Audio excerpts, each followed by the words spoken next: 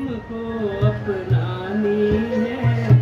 5 महायज्ञों की महिमा घर घर में पहुँचानी है। ईश्वर देव दयानंद की पद्धति हमको अपनानी है। 5 महायज्ञों की महिमा घर घर में पहुँचानी है। 5 महायज्ञों की महिमा घर घर में पहुँचानी है। प्रातः सायं संध्या और स्वाध्याय वेद बतलाता है। यही तो पहला महायज्ञ ब्रह्म यज्ञ कहलाता है। प्रातः सायं संध्या और स्वाध्याय वेद बतलाता है।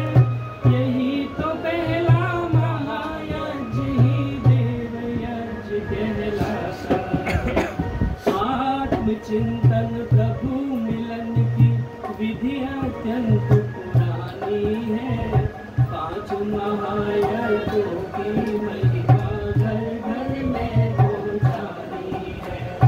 ईश्वर देव दयानंद की पद्धति हमको अपनानी है।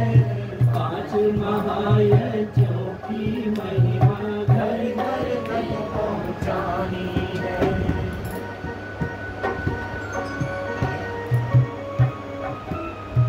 देव यज्ञ है अग्निहोत्र और महायज्ञ ये दूजा है। इसी से होती जड़ चेतन देवों की सच्ची पूजा है। अग्निहोत्र है महायज्ञ ये दूजा है। इसी से होती जड़ चेतन देवों की सच्ची पूजा है। नित्य नियम से किया करो यदि काया स्वस्थ बनानी है। 5 महायज्ञों की महिमा घर घर में पहुँचानी है। ईश्वर देव दयानंद की पद्धति हमको अपनानी है।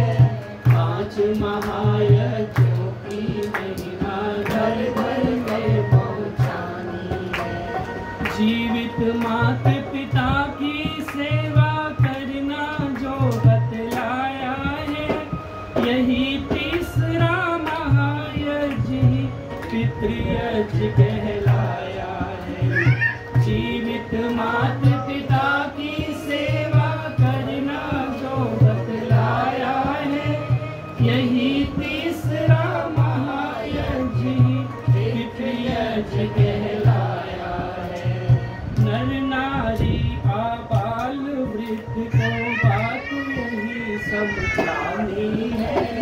5 महायज्ञों की महिमा घर घर में पहुँचानी है। ईश्वर देव दयानंद की पद्धति हमको अपनानी है। 5 महायज्ञों की महिमा घर घर में पहुँचानी है। 5 महायज्ञों की महिमा घर घर में पहुँचानी है। जीवित माता पिता की सेवा करना जो बतलाया है देव यज्ञ के बारे में और ब्रह्म यज्ञ के बारे में डॉक्टर साहब ने थोड़ी सी चर्चा की। संक्षिप्त समय के अनुसार जीवित माता पिता की सेवा करना जो बतलाया है यही तीसरा महायज्ञ ही पितृयज्ञ कहलाया है। अपने घर में जो हमारे जीवित माता पिता हैं उनकी हम अपने तन मन धन से सेवा करें, यही वास्तव में श्राद्ध और तर्पण है। हम श्रद्धा पूर्वक उनके लिए अपना सब कुछ समर्पण कर दें, यही श्राद्ध है। और उनको अपनी श्रद्धा के द्वारा, अपनी सेवा के द्वारा, शुश्रूषा के द्वारा, समर्पण के द्वारा तृप्त कर दें, यही वास्तव में तर्पण है। इसीलिए अपने जो जीवित माता पिता हैं उनकी हम सेवा करें। गृहस्थियों के लिए वास्तव में बहुत ही ज़्यादा उपयोगी जो संदेश है वो है।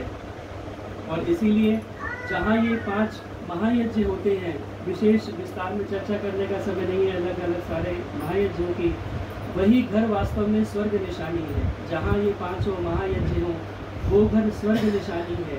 5 महायज्ञों की महिमा घर घर में पहुँचानी है। तो अपने घर में यदि हम स्वर्ग लाना चाहते हैं, और स्वर्ग वास्तव में सभी लाना चाहते हैं, कोई ऐसा नहीं है जो कहे कि हमारे घर में नरक हो, सभी अपने घर में स्वर्ग लाना चाहते हैं। और स्वर्ग लाना चाहते हैं तो हमें इन 5 महायज्ञों को अपने घर में लाना पड़ेगा, तभी हमारे घर स्वर्ग बनेंगे। क्योंकि स्वर्ग कोई स्थान विशेष पर नहीं है। बहुत से लोग कहते हैं कि चौथे आसमान में, 7वें आसमान में, वैकुंठ धाम में, गोलोक में, पता नहीं कहाँ कहाँ लोगों ने स्वर्ग की कल्पना की हुई है। लेकिन स्वर्ग अगर कहीं है तो वो स्वर्ग यही है, यहीं पर वो स्वर्ग है। और यहीं पर हम स्वर्ग बना सकते हैं, जहाँ परिवारों में इस प्रकार का वातावरण होता है, इस प्रकार के सत्संग किए जाते हैं, वेद पढ़ा जाए और हवन किया जाए।